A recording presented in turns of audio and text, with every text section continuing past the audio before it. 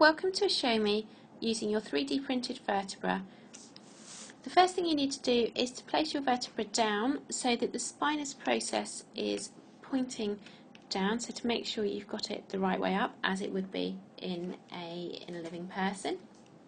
You can see that I've marked already on here the anterior and the posterior surfaces.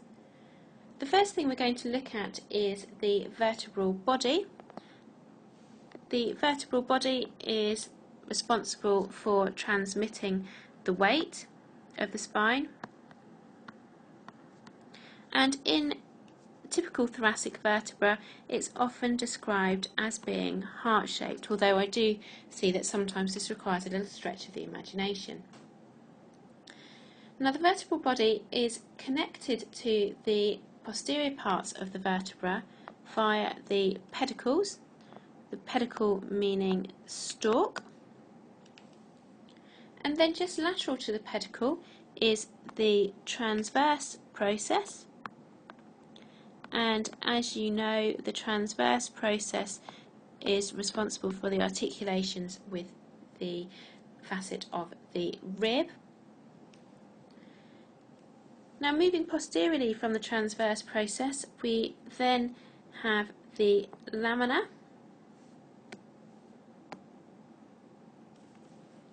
and the lamina come together to form the spinous process. And as you already know, the spinous process in the thoracic spine points very steeply inferiorly. The next components we're going to look at is going to be the articulations. So remember that a vertebra is going to articulate with the vertebra above and below. So on the superior surfaces here we can see where the superior demifacet is going to be, and it's going to be the superior demifacet is going to articulate with the rib,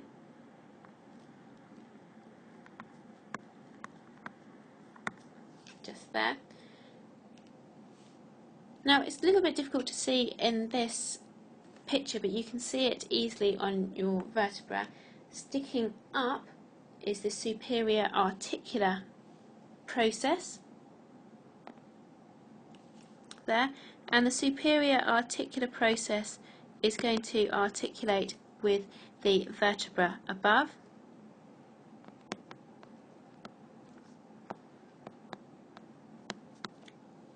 And these joints are sometimes referred to as zygaphysial or facet joints.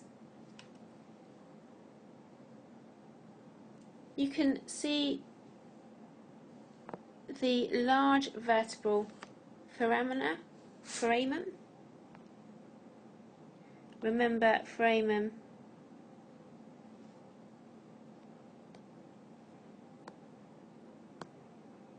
is foramen meaning hole, and that's going to carry the spinal cord going through it.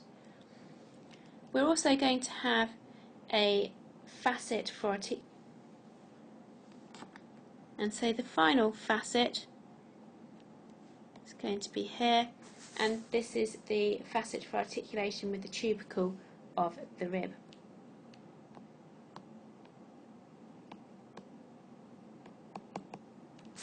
Now we need to look at our vertebra from the lateral aspect as well.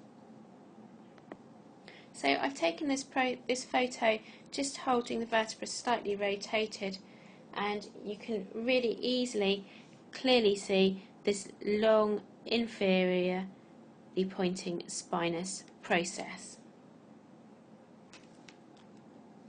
You can see the body of the vertebra, and a little bit more clearly you can also see the two demifacets for articulation with the ribs. And this is going to be the head of the rib. Coming into the picture towards you, you'll be able to see this much clearly on your own, is the transverse process.